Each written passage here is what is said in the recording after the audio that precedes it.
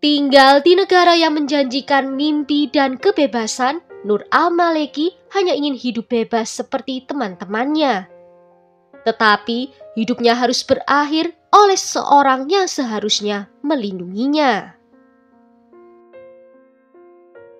Nur al-Maleki lahir di Irak pada tahun 1989 di tengah budaya yang menjunjung tinggi kehormatan keluarga dan norma tradisional. Nur adalah anak pertama dari 7 orang bersaudara. Orang tuanya memberi namanya Nur yang berarti cahaya Tuhan. Keluarganya pindah ke Amerika Serikat ketika dia berusia 4 tahun. Bagi Nur, negara Amerika menawarkan satu hal, yaitu kebebasan. Di sekolah, Nur tumbuh menjadi remaja yang ceria, pintar, dan mulai menyerap nilai-nilai barat. Dia berpakaian seperti temannya, punya kebebasan untuk berteman, jatuh cinta, bermimpi besar, dan memiliki sikap yang masa bodoh dengan orang lain. Di media sosialnya, banyak foto dirinya yang terlihat seperti seorang wanita muda cantik dengan rambut hitam yang panjang. Dia dikenal memiliki sifat yang ceria, memiliki selera humor yang bagus, dan mudah berteman. Dengan kata lain, dia seperti seorang gadis Amerika pada umumnya.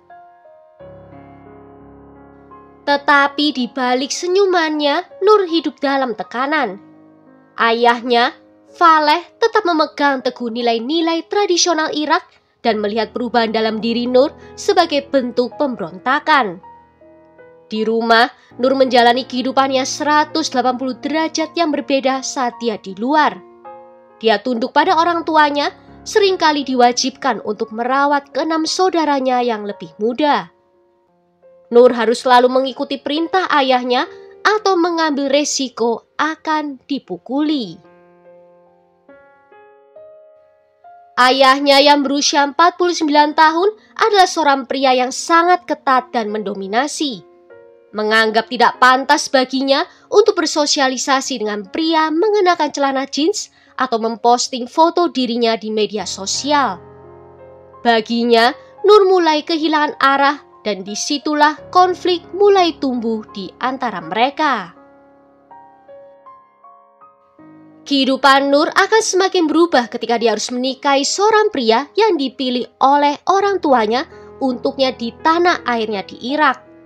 Namun Nur memiliki visi yang berbeda untuk dirinya sendiri. Setelah tinggal di Amerika, dia bermimpi untuk menjadi seorang guru, menikahi pria yang dicintainya, dan yang terpenting membuat pilihan hidupnya sendiri. Teman-teman Nur mengatakan ayahnya sudah memperingatkan tentang kemandiriannya itu.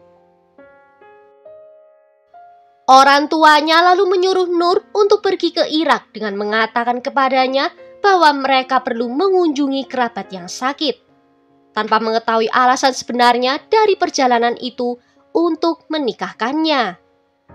Tetapi Nur tidak menyukai pria yang dijodohkan untuknya dan menolak lamaran itu.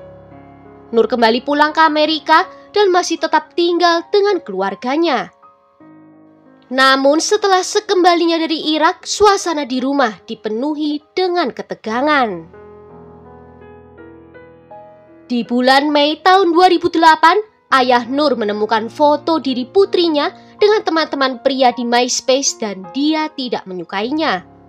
Situasi menjadi begitu panas sehingga Nur mulai berbicara tentang pindah dari rumah orang tuanya.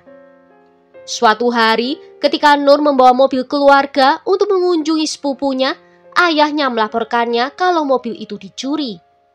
Menurut catatan polisi, ayahnya ingin mengajukan tuntutan pidana terhadap Nur untuk memberinya pelajaran, memberitahu polisi bahwa putrinya itu telah mempermalukan keluarga. Hubungan Nur dan ayahnya semakin memburuk. Nur merasa terjebak di rumahnya dan tekanan dari ayahnya membuatnya memilih kabur dari rumah dan tinggal di rumah temannya. Di hari ulang tahunnya yang ke-20 di bulan Februari 2009, menjadi titik puncak dari pertengkarannya dengan ayahnya. Ayah Nur tidak menyetujui gaya hidup dan pilihan Nur, termasuk hubungan asmaranya dan cara berpakaiannya yang modern. Di tengah malam, Nur menelpon seorang temannya memintanya untuk datang dan menjemputnya. Dia keluar dari rumah hanya mengenakan piyamanya dan pergi dengan mobil temannya itu. Nur lalu meminta polisi untuk melindunginya saat dia mengambil barang-barangnya dari rumah keluarga dan dia kemudian tinggal di apartemennya sendiri. Teman-temannya yang membantunya melengkapi apartemen itu dengan perabotan. Nur lalu bekerja untuk bisa memenuhi kebutuhan hidupnya. Ketika ayahnya mengetahui di mana dia bekerja, ayahnya itu mulai muncul dan bersikeras agar Nur pindah kembali ke rumah. Kehadiran terus-menerus dari ayahnya membuat Nur tidak mempunyai pilihan lain selain meninggalkan pekerjaannya.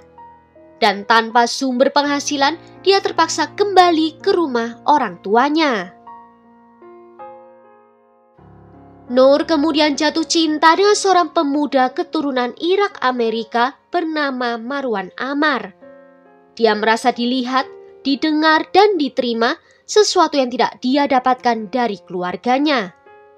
Tentu saja hubungan ini tidak mendapatkan restu karena ayah Nur tidak menganggap Marwan adalah pria yang pantas bagi putrinya. Konflik semakin memuncak, Nur akhirnya memutuskan untuk kabur dari rumah. Rumah keluarga Marwan membukakan pintu untuknya untuk tinggal bersama. Fakta bahwa putri mereka telah memilih untuk tinggal dengan keluarga Irak lainnya daripada keluarganya sendiri menjadi penghinaan terbesar bagi ayahnya Nur. Di tanggal 20 Juli, ayah Nur menerobos masuk rumah keluarga Marwan dengan agresif. Di dalam rumah dia bersitegang dengan keluarganya Marwan. Ayah Marwan menjelaskan pada ayah Nur bahwa Nur bebas untuk tinggal dimanapun yang dia mau. Ibu Marwan lalu menghubungi 911 untuk menghentikan tindakan dari ayah Nur. Ayah Nur mengancam bahwa jika putrinya tidak meninggalkan rumah itu, sesuatu yang buruk akan terjadi. Nur lalu mengajukan perintah penahanan terhadap ayahnya, tetapi tampaknya tidak pernah menyelesaikan dokumennya. Pada tanggal 20 Oktober 2010, di sekitar pukul 1 siang, saat itu Nur sedang pergi dengan ibunya Marwan yang bernama Amal ke kantor imigrasi untuk melengkapi formulir perubahan alamat untuk tunjangan kesejahteraan. Kemampuan bahasa Inggris dari Amal masih kurang sehingga Nur ikut untuk membantu menerjemahkan. Di pukul 1:30 siang, Nur mengirimkan pesan teks pada temannya memberitahunya kalau dia melihat ayahnya di kantor itu dan dia merasa ketakutan. Setelah selesai dengan urusan di kantor itu, Amal dan Nur menuju ke mobil untuk pulang.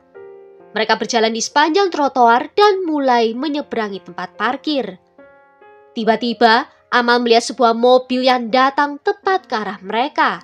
Dan Amal melihat ayah Nur ada di belakang kemudi, yang saat itu mengemudi dengan sangat cepat. Mobil menabrak Amal dan Nur, menyeret mereka ke seberang jalan yang dibatasi oleh trotoar dan meninggalkan mereka begitu saja di sana. Benturan itu melemparkan Amal sejauh 8 meter. Dia menderita patah tulang panggul, patah tulang paha, dan banyak luka memar di tubuhnya. Tetapi dia masih bisa sadar. Sedangkan Nur dalam keadaan sekarat karena menderita cedera otak dan patah tulang belakang yang sangat parah, serta banyak tulang lainnya yang patah. Amal memberitahu polisi dengan kemungkinan motifnya. Katanya ayah Nur sangat marah pada putrinya karena pengaturan tempat tinggal saat ini. Amal menjelaskan bahwa ayah Nur telah bertekad untuk menunjukkan padanya dan putrinya siapakah yang memegang kendali.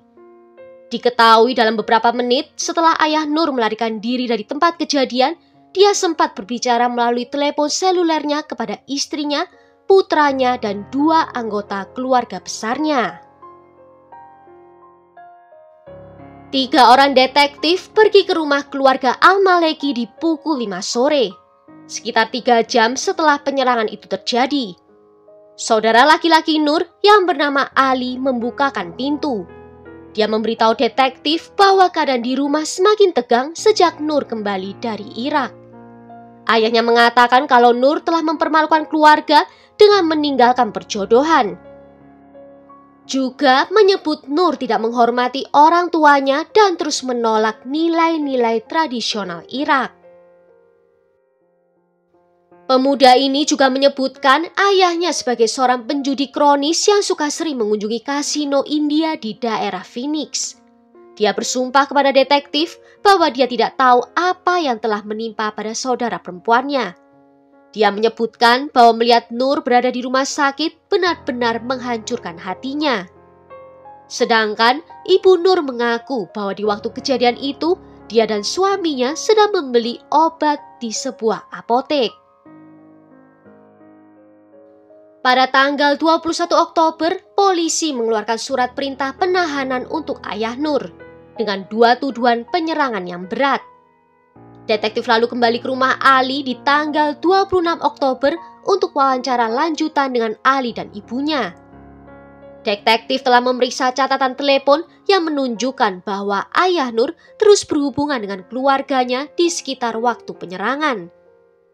Yang membuat akhirnya Ibu Nur mengakui bahwa dia telah berbohong tentang alibi suaminya dalam wawancara sebelumnya. Tetapi dia terus menyangkal mengetahui tentang keberadaan suaminya. Pada tanggal 27 Oktober, kepolisian Inggris memberitahu otoritas imigrasi Amerika bahwa ayah Nur telah ditahan di London. Dia telah tiba dengan pesawat dari Meksiko menggunakan namanya sendiri dan paspor Amerikanya. Dari pemeriksaan komputer menunjukkan bahwa dia adalah buronan dari Arizona. Polisi juga menemukan mobilnya yang ditinggalkan di tempat parkir sebuah mall. Penyelidik kemudian menemukan adanya serat rambut dan jaringan manusia di bawah bemper depan dari mobil itu. Pada tanggal 29 Oktober, ayah Nur, Faleh, meminta hak Miranda terhadap dirinya, yang berarti dia memiliki hak untuk tetap diam. Ketika dipertanyakan soal motifnya, Faleh mengaku kalau peristiwa itu hanyalah kecelakaan saja. Dia mengaku telah kehilangan kendali karena amarah yang begitu besar. Faleh mengungkapkan motifnya melalui sebuah metafora. Jika rumah kita dalam keadaan terbakar, apakah kita membiarkan rumah itu tetap terbakar atau kita menghentikan kobaran apinya? Detektif menduga Nur adalah api yang harus dipadamkan itu. Detektif menyimpulkan bahwa pernyataan Faleh itu tidak konsisten. Beralih dari tidak bermaksud ke pengakuan secara simbolis bahwa dia harus menyelesaikan masalah pada putrinya. Dan ini menjadi bukti penting bagi jaksa yang menuntut Faleh atas percobaan pembunuhan terhadap Nur. Faleh ditahan di penjara Clayton County di Georgia dan dilakukan ekstradisi pada tanggal 31 Oktober, di mana detektif mengawalnya kembali ke Arizona. Dan hakim menetapkan jaminannya sebesar $5 juta Amerika. Dokter di Rumah Sakit John Lincoln North menyatakan Nur telah mati otak secara klinis. Pada pukul 7 pagi di tanggal 2 November, keluarganya memutuskan untuk melepaskannya dari alat bantu hidup. Beberapa anggota keluarga, termasuk ibunya dan saudara laki-lakinya, berada di samping tempat tidur Nur ketika jantungnya berhenti berdetak di pukul 11:54 di siang hari. Setelah kematian Nur, ibunya mengalami duka yang sangat mendalam. Meskipun tidak banyak pernyataan publik langsung darinya yang terdokumentasi di media. Baginya, Nur adalah anak perempuan satu-satunya dan sangat dekat dengannya. Dan dia merasa hancur mengetahui suaminya sendiri yang bertanggung jawab atas tragedi ini. Dia sendiri sudah lama tidak sejalan dengan suaminya, terutama soal bagaimana membesarkan anak-anak di Amerika. Beberapa hari kemudian, juri agung Maricopa County mendakwa Faleh atas tuduhan pembunuhan tingkat pertama, percobaan pembunuhan tingkat pertama, penyerangan yang diperparah, dan pelarian diri. Kematian Nur yang kejam menyentuh hati banyak orang di seluruh dunia. terutama setelah jaksa secara resmi mengaitkan pembunuhan demi kehormatan dengan kasus ini. Dalam minggu-minggu setelah penangkapannya dan penahanannya, Valeh sering berbicara melalui telepon dengan anggota keluarga. Pihak berwenang secara diam-diam merekam setiap pembicaraan itu. Dalam salah satu panggilan telepon dengan bahasa Arab yang kemudian diterjemahkan ke dalam bahasa Inggris, Valeh mengakui bahwa dia sengaja menabrak putrinya. Dia menyebut bahwa Nur telah mencoreng kehormatan keluarga dan hal itu membuatnya marah dan merasa harus segera bertindak. Valeh mengatakan bahwa apa yang dia lakukan adalah hal yang seharusnya dilakukan seorang ayah ketika kehormatan keluarga dihancurkan. Rekaman ini diajukan ke pengadilan sebagai bukti bahwa pembunuhan itu dilakukan dengan niat disengaja bertentangan dengan pernyataannya sebelumnya bahwa tindakan itu hanyalah kecelakaan saja. Juga terdakwa tidak menyesali perbuatannya, justru merasa tindakannya itu adalah benar. Rekaman ini menjadi bukti yang memperkuat dakwaan terhadapnya. Persidangan dimulai pada Januari 2011, dan ini adalah pembunuhan demi kehormatan pertama yang diadili di negara bagian Arizona. Dihadirkan beberapa orang saksi mata yang mengatakan mereka melihat Valeh dengan sengaja mengarahkan mobilnya ke Nur dan juga Amal. Amal yang ikut tertabrak saat kejadian bersaksi tentang bagaimana Nur telah mencoba lepas dari kontrol dari ayahnya itu. Amal mengatakan bahwa dia menerima Nur di rumahnya karena wanita muda itu tidak punya tempat lain untuk pergi setelah meninggalkan rumah orang tuanya. Amal menekankan beberapa hari sebelum penyerangan itu terjadi, Amal mengatakan kepada Nur untuk menghubungi orang tuanya dalam upaya untuk memulai percakapan. Sayangnya hal itu belum sempat terjadi. Pengacara Valeh mencoba membangun narasi bahwa tabrakan itu tidak disengaja dan terjadi karena kliennya itu kehilangan kendali atas mobilnya. Mereka juga menyatakan bahwa Valeh menderita tekanan psikologis yang berat dan tindakannya bukanlah sesuatu yang direncanakan. Namun, bukti dari rekaman telepon Valeh membuat juri melihat ini sebagai bukti yang kuat yang menunjukkan adanya unsur kesengajaan. Setelah menjalani beberapa hari persidangan, juri memutuskan Valeh bersalah atas pembunuhan tingkat kedua, bukan pembunuhan tingkat pertama. Karena juri menilai tidak ada cukup bukti perencanaan jangka panjang. Valeh juga dinyatakan bersalah atas percobaan pembunuhan terhadap Amal dan pelarian diri. Di bulan Maret 2011, hakim menjatuhkan hukuman penjara 34 tahun kepada Valeh. Nur kehilangan nyawanya karena berani memilih jalan hidupnya sendiri. Semoga keadilan yang telah ditegakkan menjadi pengingat bahwa tidak ada kehormatan dalam kekerasan.